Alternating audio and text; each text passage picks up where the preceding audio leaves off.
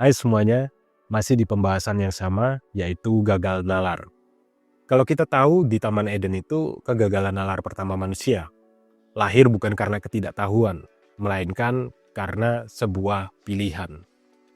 Adam dan Hawa tidak gagal karena kurang informasi, mereka tidak kekurangan wahyu, tidak miskin instruksi. Mereka hanya tidak tahan untuk tidak menjadi seperti Allah. Maka dimulailah sejarah kerapuhan nalar manusia. Manusia tahu apa yang benar, tapi lebih tergoda untuk membuktikan bahwa manusia bisa hidup tanpa tunduk. Nah, dari situ kegagalan bernalar berkembang. Dia tidak punah bersama zaman batu, malah berevolusi bersama manusia, beradaptasi dengan kebudayaan, membaur dengan teknologi dan menyamar sebagai kebebasan berpikir. Dulu manusia berdosa sambil bersembunyi di balik pohon. Sekarang berdosa sambil live streaming. Kalau dulu manusia ingin jadi seperti Allah, sekarang manusia ingin jadi pusat semesta digital dengan algoritma sebagai nabi dan notifikasi sebagai liturginya.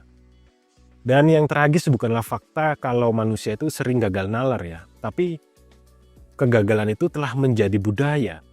Dia tidak lagi dipermalukan, melainkan dikomersialkan. Manusia tertawa bersama acara yang menormalisasikan kerapuhan berpikir, menyukai konten yang memamerkan ketidaktahuan, lalu menyebut semuanya itu adalah sebagai hiburan. Dan ketika seseorang berani bertanya, apakah ini bijak?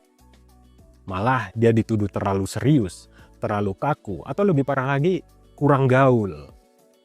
Tetapi ironi terbesar ini adalah manusia satu-satunya makhluk yang tahu bahwa dirinya bisa gagal nalar, tapi tetap memilih untuk tidak belajar. Burung tidak mengejek burung lain yang terbang miring.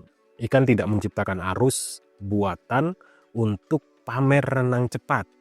Tapi manusia justru menciptakan panggung untuk merayakan kesalahan yang sama lagi dan lagi. Dan seperti leluhur manusia yang menuding satu sama lain di hadapan Tuhan, manusia pun belajar seni kuno, yaitu menyalahkan. Jika ekonomi buruk, ya salahkan pemerintah. Kalau anak memberontak, salahkan sekolah. Kalau hidup ini kosong, ya salahkan Tuhan. Padahal kegagalan bernalar itu jarang datang dari luar. Dia tumbuh subur di tanah hati yang menolak hikmat. Lalu muncul sebuah pertanyaan, apakah zaman digital membuat manusia makin naif? Dan jawabannya mungkin bukan ya atau tidak, tapi manusia hanya lebih efisien dalam membagikan kenaifan. Dulu seseorang butuh forum untuk menyebarkan pendapat aneh. Sekarang cukup akun media sosial saja, ya kan?